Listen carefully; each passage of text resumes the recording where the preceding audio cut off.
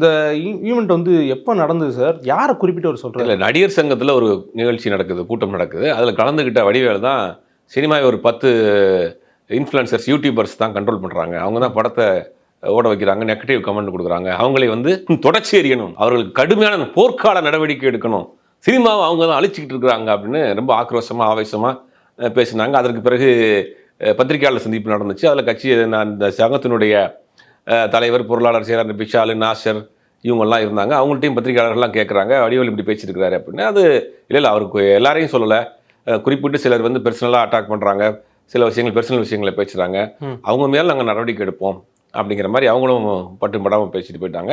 போர்க்கால நடவடிக்கையில் என்னென்னா, இங்கே என்ன போராட்டம் நடந்துக்கிட்டு இருக்கு, போர்க்கால நடவடிக்கையில் அவங்க மேலே நடவடிக்கை எடுக்கணும் அப்படின்னா, வடிவேலு அவர்களுடைய பொறுத்த வரைக்கும் தமிழ்நாட்டில் வந்து ஒரு ஒரு மதிக்கத்தக்க ஒரு அடையாளம், தமிழ்நாட்டின் ஒரு அடையாளம் வடிவேல் தான், அதில் மாற்று கருத்து கிடையாது.